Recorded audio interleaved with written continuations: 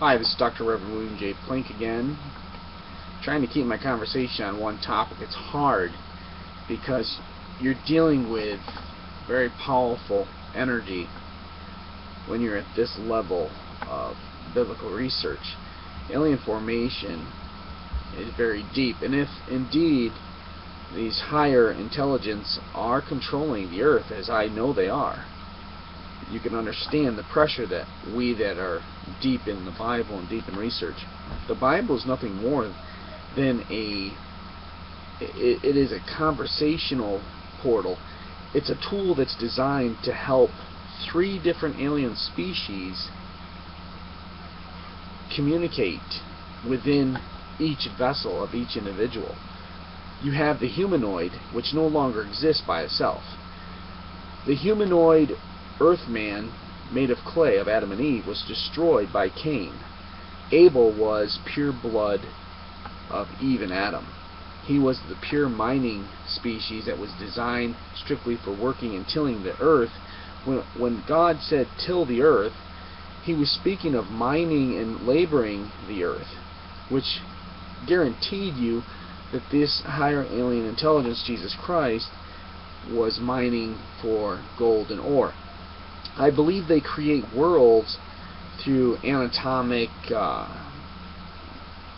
magnetic energy fields. They pull elements together, and in that intense bringing together of elements, it's just like fashioning a diamond. They actually forge different ores, different minerals, and that's what they create worlds for. So then they send in biogenetic life form to farm the ore and bring the ores out of the planets that they create strictly for ships and for transportation and for life existence in higher states of mind. I also, in my research, in what I see in the power of my education of the Bible, is that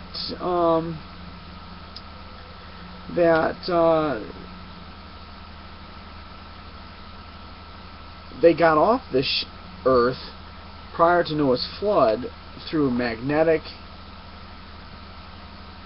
I'm going to say, I am Austrian, so I think through magnetic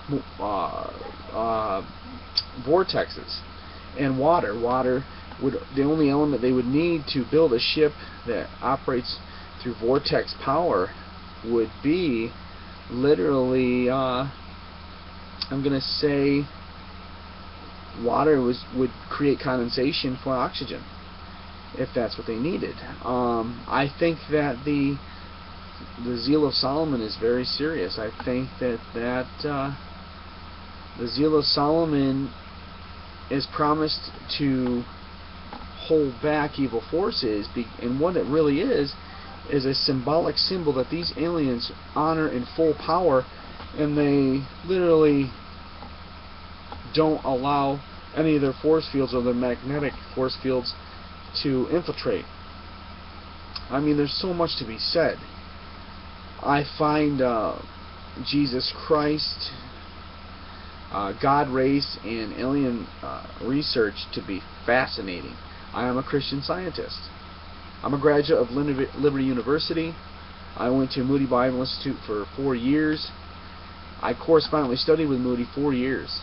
And I studied at Baltimore, Maryland Bible Institute. I studied demonology. And I also studied Father Gabriel's work from Rome. And I can't even begin to tell you the thousands of books I have owned. I have donated Christianity 3 times to the public libraries. I have hundreds and hundreds of manuals that I have read through, that I have donated to the, read it, pass it along, read it, pass it along. That's what I believe in. So I can't even begin to tell you. But I do know that the Luciferian race that I have bombarded, I beat this truth down because it needed to be beat down to show you that we need to find a way to bring Jesus power to its full mercy, and see if we can somehow get God Jesus to bring Lucifer and the fallen into a state of race or being that they're accepted among us. I have myself know what jail system's like. It's a terrible realm, and I wouldn't wish that upon anyone. I do believe that this alien species, Christ, I can keep saying alien, ladies and gentlemen, because the deepest known language of God only means these mighty ones, and alien means one not of this world. I'm sorry to tell you, but Christ is not of this world. He's not of this world. And us that are part of Him, I can honestly tell you, I am not the same being as I was before I knew Christ. Before I stepped into that water baptism, I'm going to tell you that that water baptism is not water. It is literally a teleportation device. I'll tell you, I closed my eyes, I went underwater and experienced something phenomenal. When I came back out, I wasn't the same. I don't see things the same, I don't talk the same, I don't act the same. And I do believe it's an alien intelligence so fierce and so powerful that it happens in the speed of light. It's a teleportation. Fire. If you make a bonfire, ladies and gentlemen, a bonfire is a teleportation device. It, honest to God, is a teleportation device. Fire is a teleportation device also. You step in fire, you will warp right out of the planet. I mean, you will leave, and all that'll be left is like signs that you were there, little ashes. You see what I'm saying? Well, who wants to freaking find out? I don't want to try it and find out, but then again, in the book of the Bible, it says that Meshach, Abednego, and those were thrown in the fire and they were never burned, which shows that the force field, the armor of light, is controlled by some higher intelligence.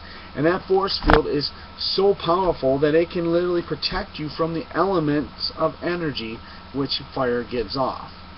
Fire is an energy among us. So Christ, with this same force field, had an increase of this force field energy so fierce he could walk on water. And Peter, we call it faith. All faith is really is the willing of an increase of power. If you can really believe that Jesus can increase power, it does. You see. So there's so much more research to be done. And I'm on the case. I'm on the case. I love to research.